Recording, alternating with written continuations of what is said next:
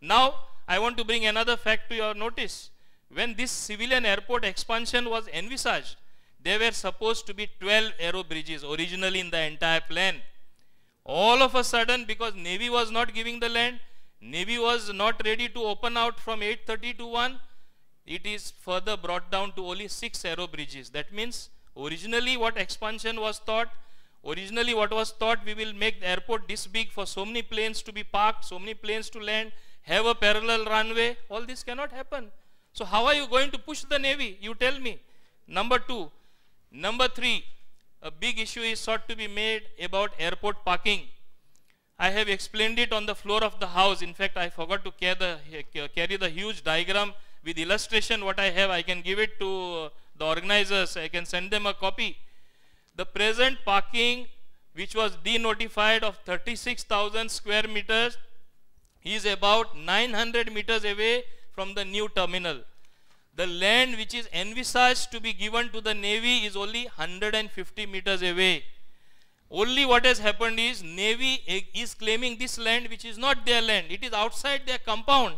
We have produced documents. Government has passed an order where the owner is the Chikalim Komdad, which is ready to give the NOC. So where is the question of government not giving them land? There are some political interest. Everything becomes a controversy. There are people even pumping the officers. Bring a stay. No. Listen to me. Let me finish this. Don't interrupt me. Let me finish. Then you are free to talk. Are ready to make political capital out of this, and they just want to say this was denotified. I only have one point here, and there is no other thing. People perhaps who are used to scams talk about scams. My interest was Goans have forsaken their precious land in entire Goa, and especially the minority community everywhere, their lands are being acquired. As a Goan, Bernard DeCosta, who returned from America, suddenly he found his land acquired, came pleading to me what we Goans should do. It is only because of the sentiment that what the state government was pursuing. As the local MLA, I supported them. I was called at that meeting where it was decided. So it is not the case that this land was just at somebody's whims and fancy of some other consideration was taken. It was only because a Goan should not lose the land. Secondly, I want to say here, I have been in constant touch with Airport Authority Director, the officials, various other people. Even for the parking, all that the Airport Authority is lacking, they need separate parking because of security. They don't want to take the black and yellow taxis inside. They need space for their parking. They need space for about 30 to 40 coaches. Even though 10 or 12 coaches come, they say we should provide for the future. As the MLA from Dabolim, which I don't want to say here what I am doing, I have a solution up my sleeve. I have shown land which they are happy, which is going to be, actually I should not be telling it here, people will further try to put spoke, which will work as a compromise, and even Airport Authority will be happy with that. How we are going to do it, whether we are going to, through out of the box solution, approach those people, release some land, is a different question. I don't want to say here. But at no cost, I am reiterating, at no cost, the interest of Dabolim Airport, whether in terms of parking, whether in terms of expansion, will be compromised. This is what I want to say, and you will see it here happening. I will not give the details, because here I feel, in Goa, we being emotional people, just 1 minute. There are other people in this debate. Only 1 minute. We being emotional people, only emotions are sought to be aroused and dividing one against another. This is what I want to point out. Okay, your points are clear. Going by the Oxford Dictionary meaning of the word conundrum, it means it's a riddle which has an unexpected twist as an answer. So let us check up what is the unexpected twist. I know the expected twists. One is that the denotification which my colleague and the spokesman of the Congress legislature party says was a scam has been repeated by then opposition leader Manohar Parrikar as also a scam, in which the Congress and now BJP, for having done nothing about it, are in a joint venture. So the Dabolim denotification is a joint venture between the Congress and the BJP. Number 2, I regret that there is no government or the ruling party representative speaking on this debate. But the fact that my colleague Mr. Movin Gudino has defended the government actions, feel that there is no reason for the government representative to be there. Mr. Movin has taken their I place. take strong objection to this. I have not defended anything. I have stated facts. This is wrong. And match fixing word also, see, it is totally wrong. Moment, the flow Then is, I will also say so we will many come things. back Then to you you. should allow me to Moment, counter in moment very will come, strongly. Moment, No, this is listen, not the way. This is not just. I am here Moment, as this an is, hang individual, on. as I a need local to interject MLA. and stop you right here. The issue is that let the debate continue. Let everybody have its say. Make wrong allegations. Sujay, We- may I please? No, we'll get back to you. Let everybody, Moment, let everybody, let everybody, look. The issue is that there is no point making this a personal issue, because it's not your personal issue, nor is it Vijay's personal issue. Let the, let. I am also here But fighting for Goa. but the point is, Moment, you spoke for 20 minutes without any interjection. Yeah. Have the have the same grace to let others finish. We will allow you to. Correct. Am I here the spokesman of the government? We will. Allowing that? We will allow you to. We will allow you to get back and say what you have to say. Baban. See, the part of the debate which preceded this debate, Mr. Edgar Ribello, who is much senior, and who talked about sustainable development. Goa is a state for sustainable development, not development per se.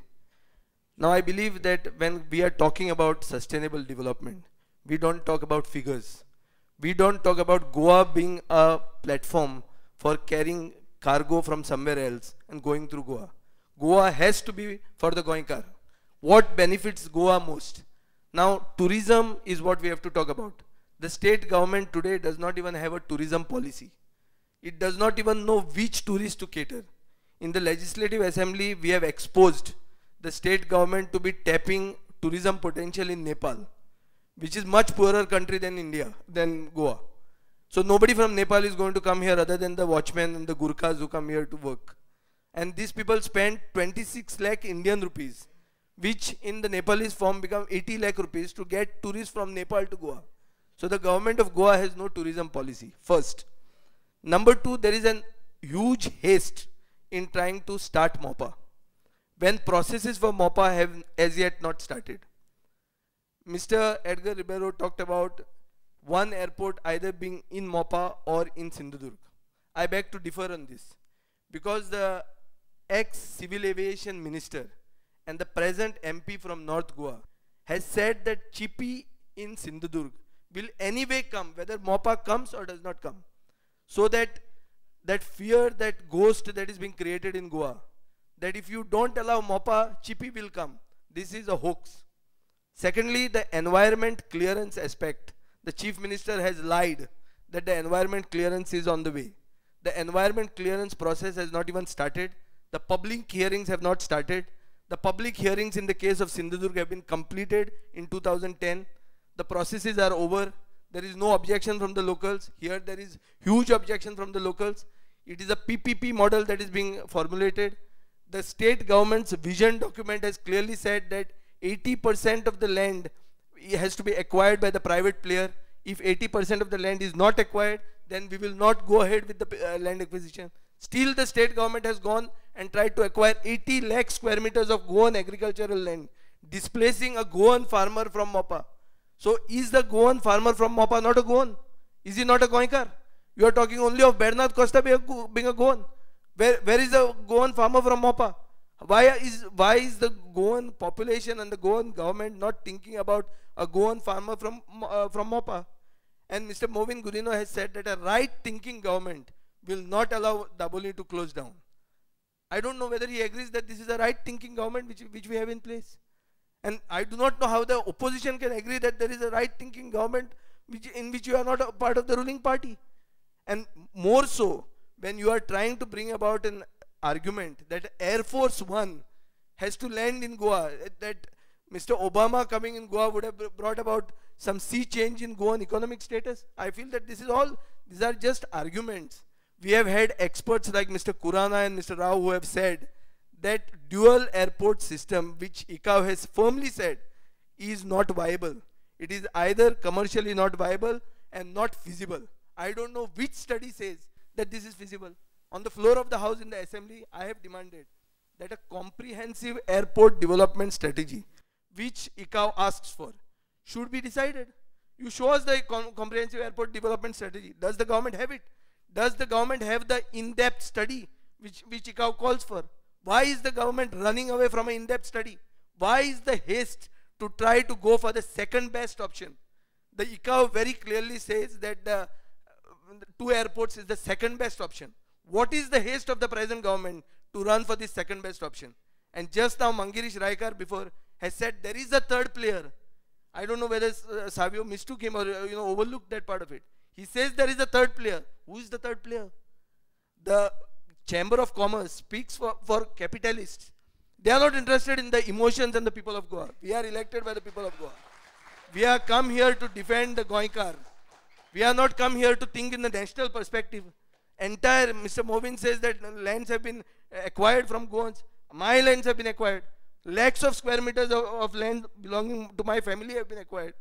And the Navy is expansionist. I agree with it totally. But that does not mean that we are going to allow our state to be just a corridor to carry Ratnagiri apus and Sindhudurg mangoes from Goa. Think of Goans first. Where is the Ratnagiri apus? Nobody eats the Ratnagiri apus in Goa. We have our Mankurat. We have to think about the Mankurat. Vijay, okay. Thank you, Vijay. I think the debate is.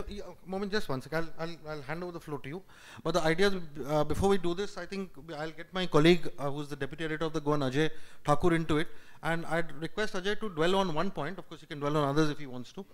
But essentially, this whole aspect of Dabolim, I get back to Dabolim and this whole land for parking. Now, Mobin made a point about the available land which is there, or which is sought to be there, is a land belonging to the Chikali Panchayat, whereby established documents actually say that it has always been Navy land. Chikali Komnidar. Now, during the course of our investigations, which we relentlessly pursued, what has been your ground level feedback?